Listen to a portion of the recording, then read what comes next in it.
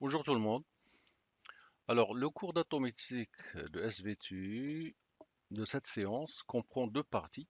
Toujours ces parties sont du chapitre 2. Ça concerne le modèle planétaire de l'atome d'hydrogène, c'est la première partie. Et donc je rappelle que cette partie du chapitre, il est facultatif, c'est-à-dire qu'il va nous permettre un peu de mieux comprendre le reste des cours. Surtout, ça va nous permettre de comprendre mieux l'atome en mécanique quantique, c'est-à-dire suivre un petit peu l'historique de différentes études qui ont été réalisées sur l'atome. Et dans le chapitre 2, on va aborder l'atome en mécanique quantique. Alors tout d'abord, on va aborder le modèle planétaire de l'atome d'hydrogène. Alors dans ce modèle, donc, il considère le mouvement de l'électron autour du noyau de l'atome d'hydrogène comme étant analogue à celui des planètes autour du Soleil. Donc, le premier qui a décrit ça, c'est Rutherford. Donc, selon ce modèle de Rutherford, l'électron de l'atome d'hydrogène gravite autour du noyau dans une orbite qui est circulaire de rayon R avec une vitesse constante. Alors, essayons d'utiliser ce modèle pour calculer l'énergie de cet électron en considérant qu'il effectue un mouvement circulaire uniforme autour du noyau. Donc, l'énergie totale de l'électron dans cette situation sera déterminée dans la suite. Donc, c'est ça ce qui va nous intéresser dans la suite. Alors, pour cela, essayons de voir que l'électron ici, il est soumis à deux forces. C'est la force électrostatique, due à l'attraction de la charge négative de l'électron et du noyau, et une force centrifuge. Lorsque ces deux forces sont de même intensité, ils permettent la stabilité du noyau, ce qui va lui permettre, en fait, selon son modèle, de tourner, de faire, de garder sa trajectoire circulaire autour du noyau. Donc, définissons les deux valeurs des forces. Donc, la force électrostatique est déterminée par la formule de Coulomb, QQ', soit la charge plus E fois moins E de l'électron sur une constante fois R au carré, qui est la distance entre le noyau et l'électron. Et la force centrifuge, c'est celle qui est due au mouvement de rotation de l'électron autour du noyau. Cette force centrifuge, elle est connue sous la forme M fois V carré sur R. Donc pour que l'électron reste sur cette orbite, il faut que les deux forces aient la même intensité. Alors, essayons maintenant de calculer l'énergie totale de cet électron. Dans ce moment, l'énergie totale de cet électron, il est égal à l'énergie cinétique plus son énergie potentielle, donc soit énergie cinétique plus énergie potentielle. Les valeurs, on ne va pas détailler le calcul, mais on va donner les valeurs de l'énergie cinétique. Ça va, ça va être une constante E au carré sur R. L'énergie potentielle moins 1 sur 4 pi epsilon E au carré sur R et l'énergie totale est cette forme. Ce qui nous intéresse, ce n'est pas le calcul, mais surtout c'est essayons d'analyser cette formule de l'énergie totale de l'électron dans le modèle classique de Rutherford. Donc tout ce qu'il faut retenir, c'est que cette énergie, il est fonction de quoi? Qu'est-ce qui varie ici? C'est le rayon. Il est fonction du rayon. Si on change le rayon, c'est-à-dire la distance qui sépare le noyau de l'électron, on obtient une valeur d'énergie. Donc il dépend directement de, du rayon, distance entre cette énergie et les fonctions du rayon, qui est la distance qui sépare l'électron du noyau. Donc d'après cette expression de l'électron va prendre toutes les valeurs possibles en fonction du rayon, en fonction de la distance qui le sépare du noyau. Autrement dit, l'énergie et les fonctions de R, donc si on est à la distance R1, si l'électron est à la distance R1, il aura l'énergie 1 qui est moins K sur R1. Si l'électron se trouve à la distance R2, on a une énergie E2, et ainsi de suite à la distance R3, E3, E4, jusqu'à En. Autrement dit, si on représente ces valeurs d'énergie, ici d'énergie de l'atome d'hydrogène selon la physique classique, on voit ça un petit peu, que l'énergie peut prendre cette valeur, celle-là, celle-là, celle-là. C'est-à-dire, ce qui nous intéresse sur cette photo, c'est que l'énergie selon le modèle de Rutherford, l'énergie de l'électron prend toutes les valeurs possibles allant de E1 jusqu'à un EM, j'en disais EN, à la distance Rn. Donc, c'est que selon ce modèle, l'énergie de l'électron peut prendre toutes les valeurs possibles. Donc ici c'est écrit, donc d'après cette expression de l'énergie, qui est le modèle de Rutherford, l'énergie de l'électron peut prendre toutes les valeurs possibles, mais ceci, attention, il est en contradiction avec l'expérience du spectre d'émission de l'atome d'hydrogène. Ça, c'est une expérience qu'on va analyser tout de suite. Qu'est-ce qu'il montre cette expérience? Il va nous montrer dans la suite du cours que l'énergie de l'électron ne peut pas prendre toutes les valeurs permises possibles, mais que des valeurs bien déterminées comme on va le voir dans la suite du cours. Donc ça, c'est un petit peu en contradiction avec l'expérience du spectre d'émission. Ici, on est en train de montrer l'insuffisance du modèle de Rutherford. Donc, en analysant l'expérience du spectre d'émission de l'atome d'hydrogène, qui est sur la figure 2, on remarque, voilà le spectre d'atomes d'hydrogène. Donc ici, on prend l'hydrogène, des atomes qu'on excite, l'électron passe à un niveau et lorsqu'il revient à son état initial, il émet de la lumière. Cette lumière, elle est conduite ici à travers les fentes. Il traverse un prisme, ce qui permet de diffracter, donc de les séparer. Donc c'est un ensemble de longueurs d'onde ou bien de couleurs qui vont être séparées et on voit qu'on obtient des valeurs, voilà, quelques couleurs qui sont dans le visible et d'autres qu'on ne peut pas voir. Ces couleurs sont les suivantes. Donc ici on voit une raie sur le spectre, c'est-à-dire en analysant le spectre qu'on obtient ici, on obtient ça. Voilà une raie, voilà une autre raie, voilà une autre raie, voilà une autre raie. Donc ça, en quelque sorte, c'est le spectre d'émission de l'atome d'hydrogène. Il se montre, il est discontinu. Discontinu, c'est-à-dire que c'est pas quelque chose de continu. On n'a pas toutes les couleurs. Si on s'intéresse au visible, on n'a pas toutes les couleurs, mais on n'a que quelques couleurs, 4 raies dans le visible. On va remarquer dans la suite que chaque fois qu'on a une couleur, c'est une longueur d'onde, c'est une énergie. Donc, ça nous montre que l'énergie de l'électron peut prendre que cette valeur, ou bien cette valeur, ou bien cette valeur, ou bien. C'est-à-dire que l'énergie, on va voir qu'elle est discontinue. C'est quelque chose qu'on va voir dans la suite du cours, qu'elle est quantifiée. Donc, dans un spectre continu, maintenant, essayons d'expliquer un petit peu ce qui se passe pour les gens qui voient pour la première fois le spectre d'émission. Donc ça, c'est le spectre d'émission lorsque j'utilise l'hydrogène. Imaginons que j'utilise ici une source de lumière blanche. Donc une source de lumière blanche qui traverse comme ça. Donc ça va contenir toutes les couleurs possibles. Donc qu'est-ce que je vais voir? Dans un spectre continu de lumière blanche c'est un mélange de couleurs. Donc on voit toutes les couleurs qu'on voit dans l'arc-en-ciel. C'est continu. Que je vois cette discontinuité des couleurs, c'est que ici c'est comme si on a toutes les valeurs d'énergie. Voilà. Donc un spectre continu et on a toutes les longueurs d'onde possibles. Donc c'est parce qu'on obtient. Donc on devait obtenir cela si le modèle de Rutherford est correct. C'est-à-dire c'est le modèle qui est là, où on voit ça. S'il est bien, ça veut dire ce qu'on voit, on va voir un spectre qui est continu, qui est celui-là. Voilà, où il y a toutes les couleurs possibles, donc quand on est dans le visible. Puisqu'on ça, on ne l'observe pas lorsqu'on utilise l'hydrogène. Lorsqu'on utilise l'hydrogène, voilà ce qu'on voit. Discontinuité, quelques raies, simplement quelques raies qui apparaissent. Donc ça, c'est une contradiction avec l'expérience. Alors, d'après Planck, chaque fois, donc ça c'est le spectre d'émission de l'atome d'hydrogène, vous voyez que dans cette partie visible, vous voyez les couleurs qu'on observe lorsqu'on excite l'atome d'hydrogène. Une fois que l'électron retombe à son état initial, il émet de la lumière, et cette lumière est elle est là, elle apparaît ici. Donc on a quelques longueurs d'onde, quelques radiations, quelques raies ici. D'après Planck, chaque radiation, ou bien chaque ray ici, il correspond, ou bien une fréquence nue, il correspond à une énergie. Ça veut dire que l'énergie de l'électron dans l'atome d'hydrogène, normalement, il doit prendre la valeur E1, ou bien E2, ou bien E3, ou bien E4, mais pas des valeurs intermédiaires ici.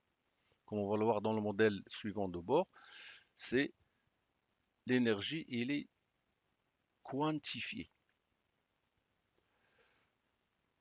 Donc, l'énergie selon Rutherford, si on le représente dans l'atome en mécanique, en physique classique, on voit que l'énergie peut prendre toutes les valeurs possibles. Alors, l'expérience, qu'est-ce qu'il nous montre? Absolument pas, ça c'est pas correct. Le diagramme d'énergie de l'électron de l'atome d'hydrogène montre que l'énergie de l'électron ne peut prendre que la valeur E1, ou bien E2, ou bien E3, ou bien E4, etc. Et on n'a pas toutes les valeurs permises. Donc ça montre que cette expression de l'énergie totale dans le modèle classique, c'est pas quelque chose qui va nous permettre, c'est pas une valeur qui va nous permettre de expliquer ce qui se passe dans le spectre d'émission de l'atome d'hydrogène. Donc, remarque ici, simplement, dans cette remarque, on explique un petit peu comment est formé le spectre. Donc, quand un atome est excité, l'électron passe à un état supérieur, passe à un niveau supérieur, mais lorsqu'il revient, soit qu'on le représente, il revient, qu'est-ce qu'il fait? Il émet de l'énergie, mais sous forme lumineuse, sous forme de lumière H nu. On obtient donc une raie ici sur le spectre. On collecte un petit peu. Donc si l'électron revient d'une autre couche, ici, il va émettre une autre longueur d'onde de couleurs différentes et ainsi de suite. Donc c'est comme ça qu'on obtient en quelque sorte le spectre d'émission de l'atome d'hydrogène. Il correspond au retour de l'électron d'une couche supérieure à une couche inférieure et ainsi de suite. Donc ça c'est dans le visible et on peut voir des raies dans l'ultraviolet et dans l'infrarouge que pour les voir il faut utiliser des appareils spéciaux. Donc résultat, dans le domaine du visible, on observe sur l'écran 4 raies correspondantes aux couleurs qui sont là, rouge, bleu indigo, violette. Donc ça, chacune correspond à une longueur d'onde ou bien une énergie.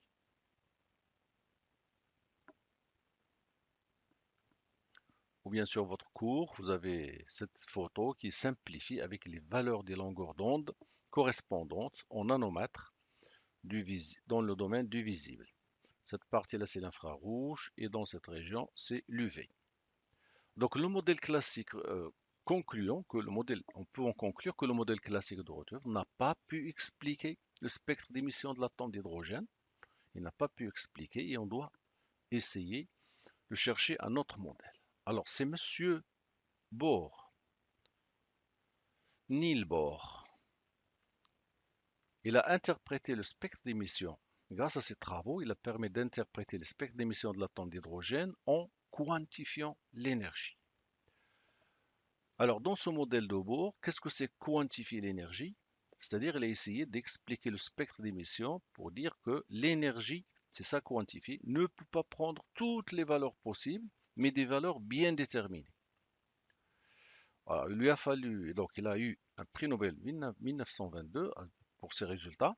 Donc, M. Bohr a amélioré le modèle de Rutherford. Donc, quand je dis améliorer, il a toujours gardé dans son modèle que l'électron, il décrit un mouvement circulaire et simplement il a ajouté un plus.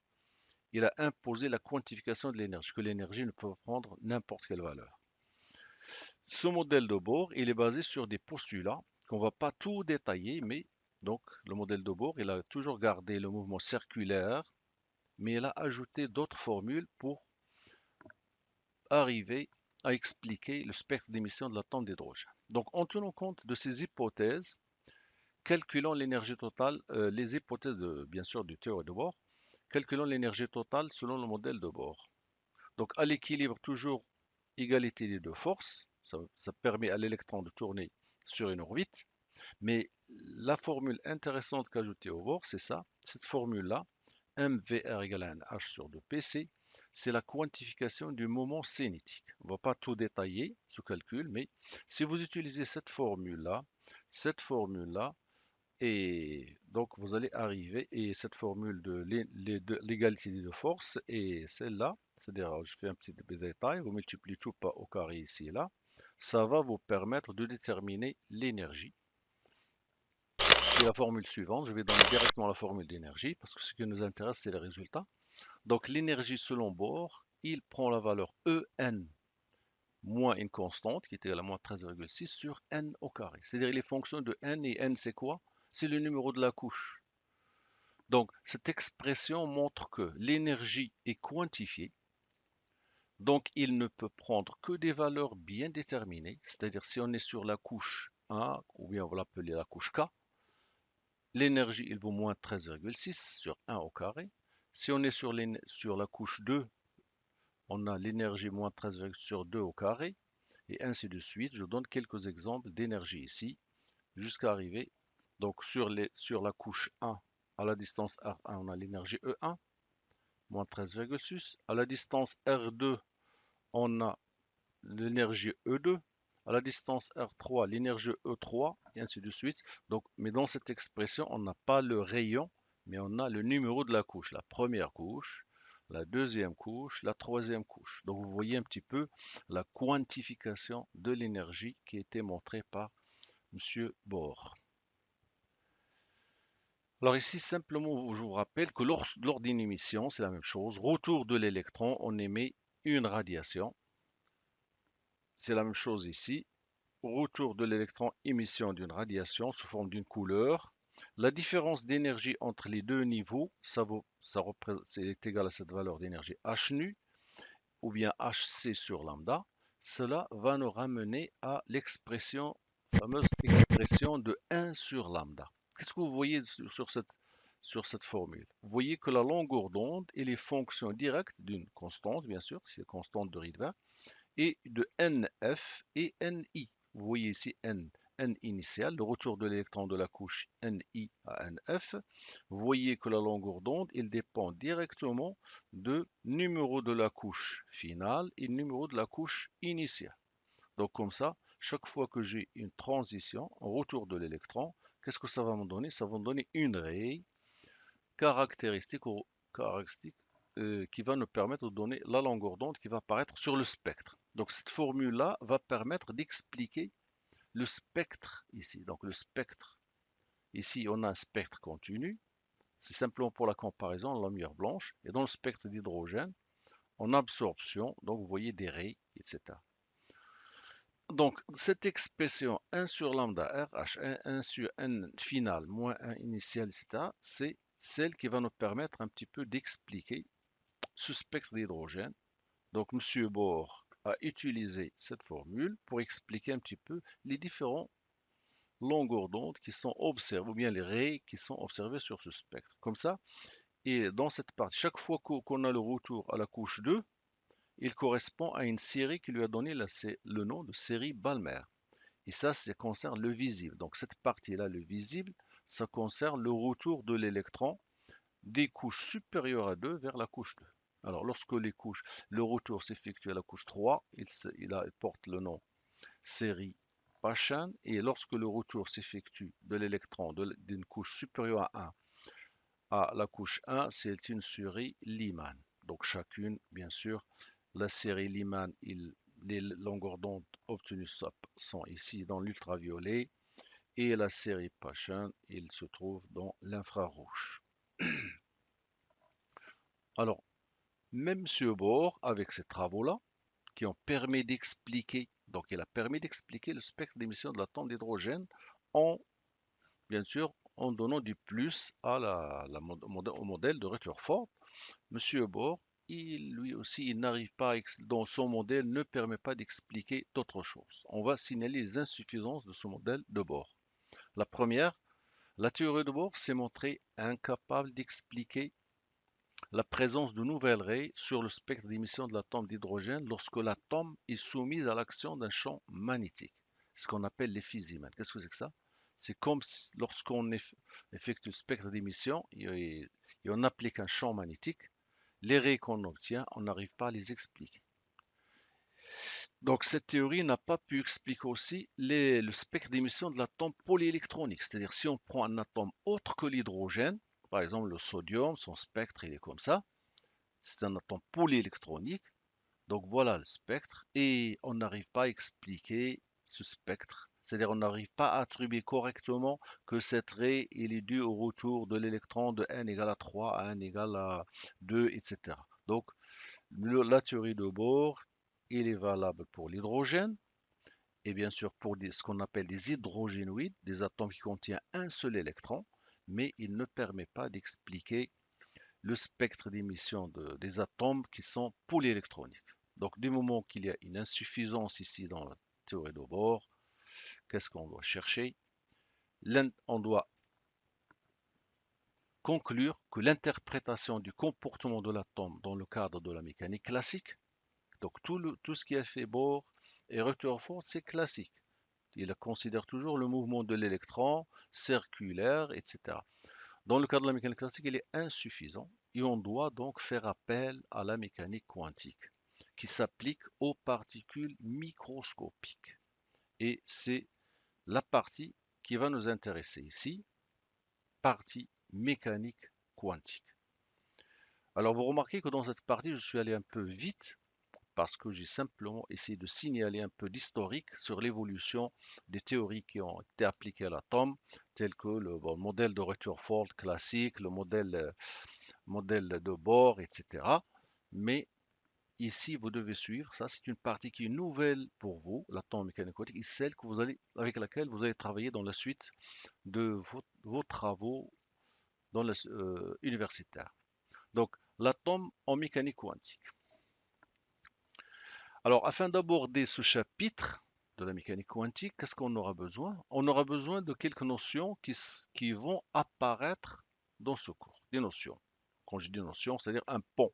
Il faut utiliser des résultats qui sont trouvés par X ou Y, etc., pour faciliter l'entrée dans le domaine de l'atome en mécanique quantique. Donc, on commence par ce qu'on appelle le principe d'incertitude d'Heisenberg. Alors, Heisenberg, c'est un savant qui a eu un prix Nobel 1932. C'est un élève de Bohr. Alors, qu'est-ce qu'il nous dit, monsieur Heisenberg? Son principe. Quand je dis un principe, c'est quelque chose qui ne se démontre pas, mais c'est quelque chose qu'on explique expérimentalement.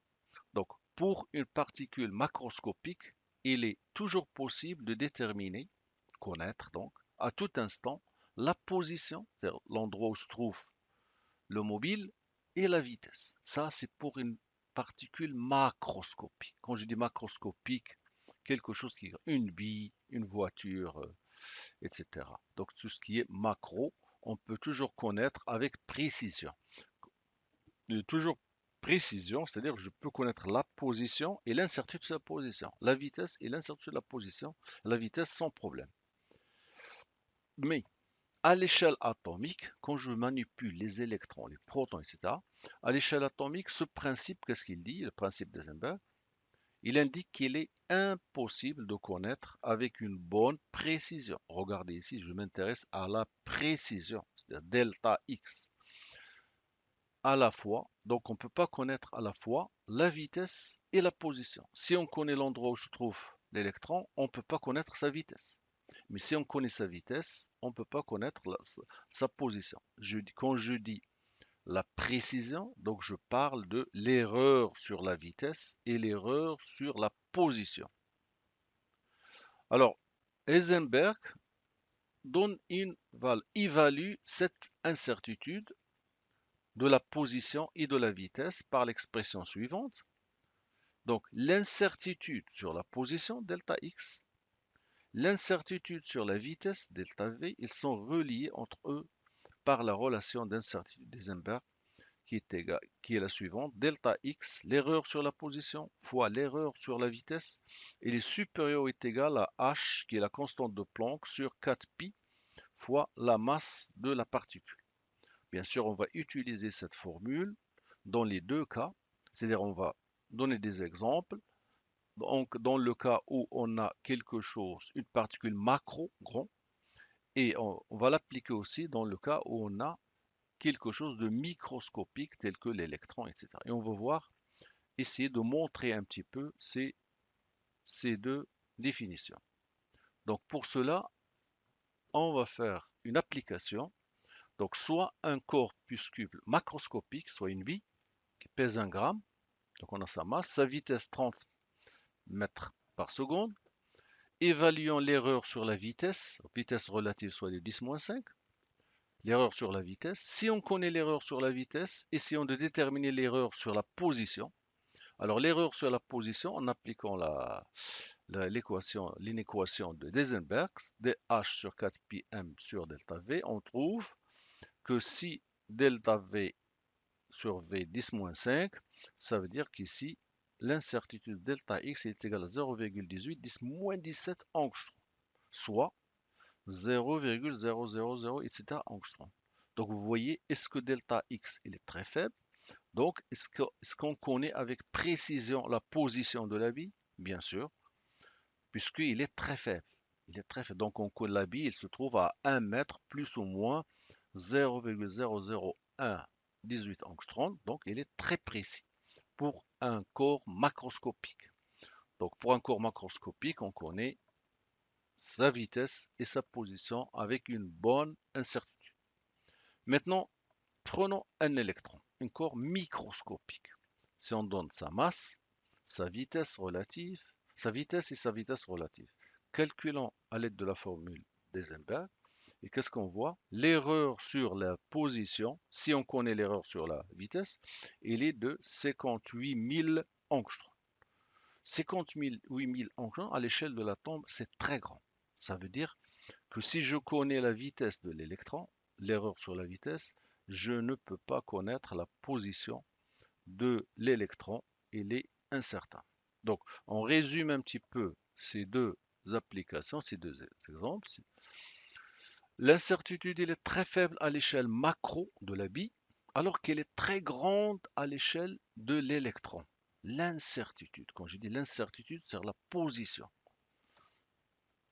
Donc, puisqu'on ne peut pas connaître, donc analysons un petit peu les choses, puisqu'on ne peut pas connaître la vitesse de l'électron en même temps que sa position, nous ne pouvons pas avoir une idée précise sur la forme de sa trajectoire. Donc le fait que dans la mécanique classique, on dit que l'électron tourne sur un cercle, il faut l'oublier. Pourquoi? Parce que s'il tourne un cercle, je connais avec précision la position.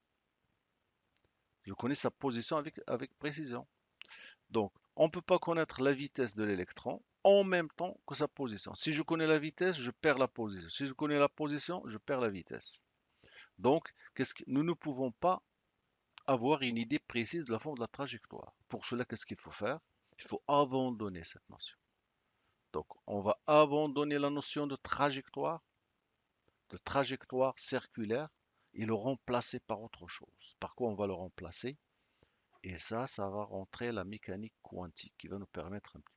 Donc ici, on va rentrer en mécanique quantique. Donc on va remplacer l'orbite circulaire de l'électron par quelque chose qui permet un petit peu, qui va avec le fait que on ne peut pas connaître avec précision en même temps la position et la vitesse. Donc la figure suivante, qu'est-ce qu'il nous montre? En mécanique quantique, on doit abandonner la notion de trajectoire. Oubliez un petit peu ça.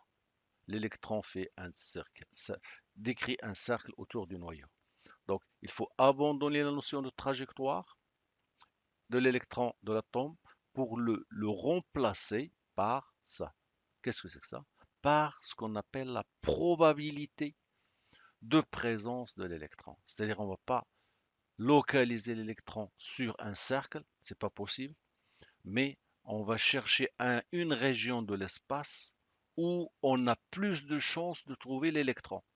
Et c'est ce que j'appelle la probabilité de présence de l'électron en un point donné autour du noyau. Donc, qu'est-ce qui va nous intéresser dans la suite? On sera intéressé par l'endroit, ça c'est l'endroit, où j'ai plus de chances de trouver l'électron autour du noyau. Donc, par exemple, ici, pour cet électron, on a plus de chances de le trouver dans cette région, mais non pas sur un cercle. Et pour cela, il faut étudier, il faut passer à la mécanique quantique pour essayer de visualiser un peu ce schéma. On aura besoin, donc, ça va apparaître des fonctions qui vont nous permettre, nous aider à obtenir la probabilité. Donc ça, c'est la trajectoire. Il faut la remplacer par la probabilité. Donc dans la suite, essayez de comprendre. On n'a pas un électron ici, mais on a une chance de trouver l'électron quelque part dans cette région de l'espace. Et c'est M. Schrödinger, un prix Nobel de 1933, qui nous ramène ces fonctions d'onde et équations de Schrödinger. Donc il ramène une équation, grâce à une équation, fameuse équation de Schrödinger, il a déterminé ce qu'on appelle des fonctions. Qu'est-ce que c'est que fonction? C'est fonction de R, du rayon, etc. Donc ces fonctions, il décrit, donc chaque électron, il sera décrit. Chaque électron sera décrit par une fonction. Si je connais la fonction correspondante à un électron, je peux le décrire, je peux le suivre. Donc en 1926, Schrödinger établit une équation différentielle permettant de calculer ces fonctions d'onde. Donc bien sûr, dans la suite du cours, on ne va pas vous demander d'étudier ces fonctions d'onde, mais simplement il faut comprendre, parce que ce que vous allez utiliser, c'est plus simple que les fonctions. Donc tout ce qui est possible de savoir sur l'état du mouvement d'un électron, là où il se trouve, le domaine de probabilité de présence, se ramène à la connaissance certaines fonctions psi, en grec, qui est fonction de quoi? De la position x, y, z, puisque je travaille dans l'espace, et à l'instant t. Autrement dit, cette fonction va nous permettre un peu de retrouver ce schéma. La probabilité de présence de l'électron dans une région. Donc, pour un électron, si je connais cette fonction, je peux décrire cette probabilité, c'est-à-dire l'endroit où j'ai plus de chances de trouver cet électron. Alors, cette fonction, à retenir, cette fonction traduit tout ce que l'on sait sur l'électron. Alors, pour ne pas se perdre, on a l'électron, on cherche là où il se trouve l'électron. Maintenant, pour le trouver, il nous faut connaître cette fonction. Donc, bien sûr, cette fonction, il est déjà établi par M. Schrödinger, il suffit simplement de comprendre. Donc, en effet, cette fonction, psi, n'a pas de signification physique concrète, mais ce qui a une signification physique, c'est son carré. Si on multiplie psi par au carré, et on utilise cette fonction, ça représente la densité de probabilité de présence, c'est-à-dire l'endroit où j'ai plus de chances de trouver l'électron, en un point de l'espace. Là où c'est plus dense, c'est là où ici j'ai plus de chances de trouver l'électron. Ici j'en ai moins. Ici vers le noyau j'en ai presque nul. J'ai peu de chances de trouver l'électron. Donc cette fonction psi carré, ça représente la densité de probabilité de présence. Bien sûr, vous voulez la probabilité de trouver l'électron. Mais psi toute seule, ça n'a pas de signification physique. Donc la probabilité de trouver l'électron dans l'élément de volume dV peut être évaluée par la formule psi au carré d de V, si je m'intéresse à un volume dV de l'espace. Donc la probabilité aussi de trouver l'électron dans tout l'espace, bien sûr, si on a un seul électron, il est égal à 1. Puisqu'on a un électron, il est diffus, mais il est égal à 1. Donc la fonction psi est les solutions de l'équation de Schrödinger qui, généralement, vous le trouvez sous cette forme H psi égale à E psi. Il ne faut pas comprendre que c'est une multiplication ici, c'est un opérateur qu'on effectue sur une fonction et cette opération, ça donne l'énergie fois la fonction. H, on l'appelle un opérateur hamiltonien. Alors E, c'est l'énergie totale de l'électron. Et l'équation de Schrödinger, pour que vous le sachiez, il se présente sous cette forme. C'est la dérivée seconde de psi par rapport à x au carré, plus la dérivée seconde de y par rapport à y carré, etc. Plus cette constante, E moins V égale à 0. Donc ça, c'est l'équation que M. Schrödinger a résolue pour nous. Et les solutions, c'est ces fonctions d'onde qui décrivent chaque électron.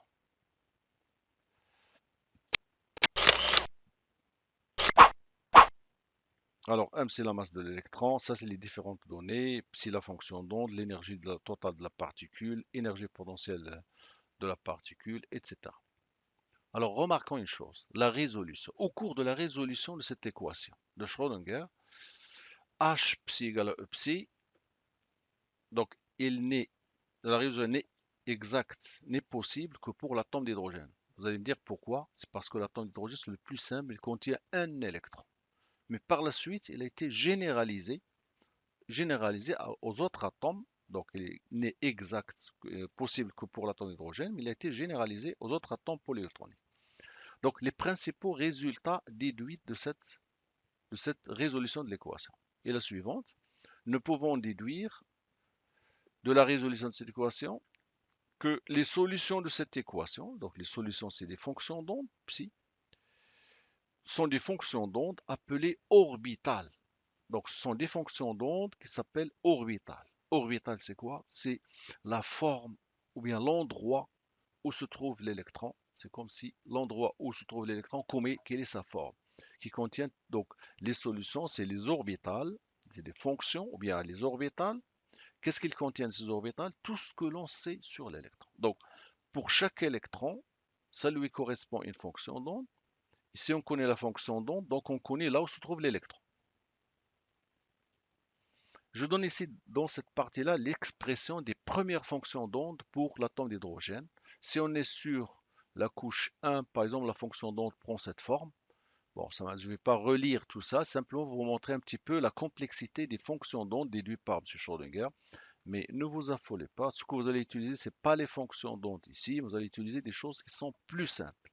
Donc on ne va pas travailler avec les fonctions d'onde, on va travailler dans la suite du cours par des codes, c'est plus simple que les fonctions d'onde.